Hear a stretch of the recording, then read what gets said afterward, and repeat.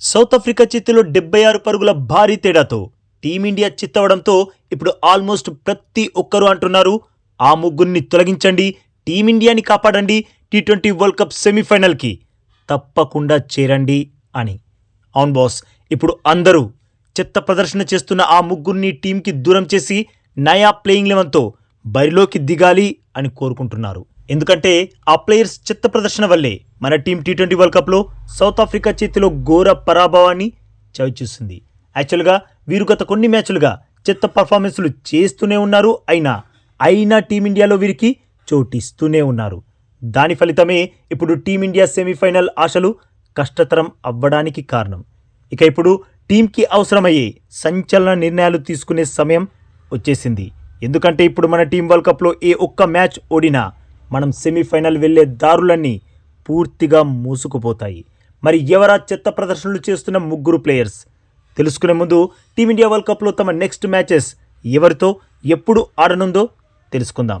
26 ఫెబ్న జింబాబ్వేతో, 1 మార్చిన వెస్టిండీస్తో తలబడనుంది మన team. Team నుండి అర్జెంటుగా తొలగించాల్సిన ముగ్గురు ప్లేయర్స్ ఎవరంటే అందులో ఫస్ట్ వన్ అభిషేక్ శర్మ. చాలు ఇప్పటికే 4 అవకాశాలు ఇచ్చారు. అందులో 3 డకౌట్ అయి మిగిలిన ఆ 4 మ్యాచ్లో కేవలం 15 పరుగులు మాత్రమే చేశాడు. ఇంకెన్ని మ్యాచ్లు అవకాశం ఇస్తారు?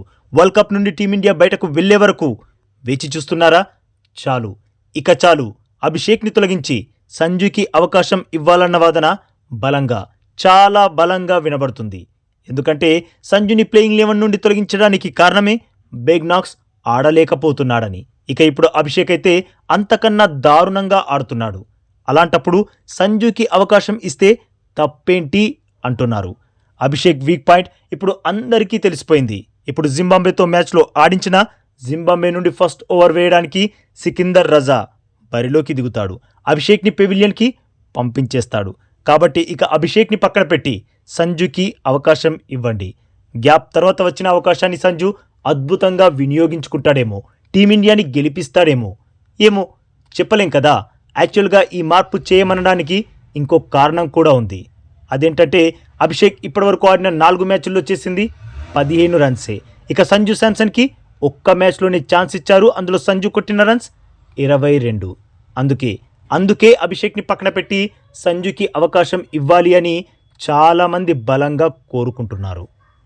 నెక్స్ట్ వాషింగ్టన్ సుందర్ని ప్లేయింగ్ 11 నుండి తొలగించి అక్షర్ పటేల్కి అవకాశం ఇవ్వండి అని. అక్షర్ టీమిండియా వైస్ కెప్టెన్ అయినా తనని 2 మ్యాచ్ల నుండి బెంచ్కే పరిమితం చేస్తున్నారు. ఇవి ఎలాంటి ఆలోచనలో అర్థం కావట్లేదు. అసలు వాషీ ప్లేయింగ్ 11లో ఏం పీకుతున్నాడో అస్సలు అర్థం కావట్లేదు. వాషీ కన్నా అక్షర్ అన్ని విధాలా బెటర్. వికెట్స్ కూల్చనుగలడు, భారీ సిక్స్లు బాధనుగలడు. అయినా మీరు అక్షర్ని పక్కన పెట్టేస్తున్నారు. సుందర్ ఈ వరల్డ్ కప్లో ఆడిన 2 మ్యాచ్ల్లో ఒక్కటంటే ఒక్క వికెట్ కూడా కూల్చలేకపోయాడు. నెదర్లాండ్ బ్యాటర్స్ని కూడా అవుట్ చెయ్యలేకపోయాడు. అలాంటోడు ప్లేయింగ్ 11లో ఉండడం కరెక్టా? లేదంటే అక్షర్ ఆడిన 3 మ్యాచ్ల్లో 6 వికెట్స్ కూల్చాడు. ఇలాంటోడు ప్లేయింగ్ 11లో ఉండడం కరెక్టా? ఏం ఆలోచించి సుందర్కి అవకాశం ఇస్తున్నారో అస్సలు అర్థం కావట్లేదు. అందుకే ఇప్పుడు అందరూ సుందర్ని తప్పించండి, అక్షర్కి అవకాశం ఇవ్వండి అంటున్నారు. మూడో మార్పు రింకు సింగ్ని తప్పించి తన స్థానంలో కుల్దీప్ యాదవ్కి ఛాన్స్ ఇవ్వాలి అని. రింకుకి అసలు బ్యాటింగ్ చేసే అవకాశమే రావట్లేదు. వచ్చిన అవకాశాన్ని రింకు వినియోగించుకోవడం లేదు. 8th పొజిషన్లో సక్సెస్ కాలేకపోతున్న రింకుని తప్పించి team India top class spin bowler కుల్దీప్కి అవకాశం ఇవ్వండి. బౌలింగ్ అటాక్ని ఇంకా బలంగా మార్చండి. టీ20 వరల్డ్ కప్ ఆడుతున్నది మన దేశంలోని పిచ్లు స్పిన్కి అనుకూలించే పిచ్లు.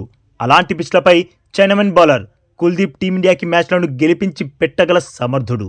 రింకు ఇప్పటివరకు ఆడిన 5 మ్యాచ్ల్లో 24 రన్స్ మాత్రమే చేశాడు. తనకసలు బ్యాటింగ్ చేసే అవకాశమే రావట్లేదు.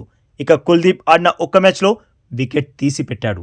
ఏ చిన్న అవకాశం ఉన్నా ఆపోజిట్ టీంని తన స్పిన్ మాయాజాలానికి బలి చేయగలడు కుల్దీప్ యాదవ్. సో నెక్స్ట్ మ్యాచ్లో అయినా రింకు స్థానంలో కుల్దీప్కి అవకాశం ఇవ్వాలి.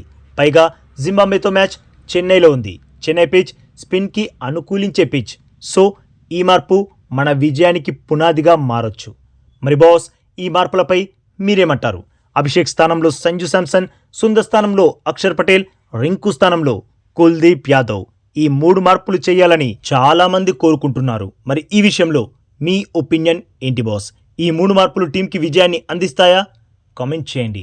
అలాగే ఈ లేటెస్ట్ అప్డేట్కి ఒక్క లైక్ కొట్టి మన ఛానల్ని ప్లీజ్ సబ్స్క్రైబ్ చేసేసుకోవచ్చుగా బాస్. ఇక ఈ వీడియో చూసినందుకైతే మీ అందరికీ దిల్ సే థ్యాంక్ యూ బాస్.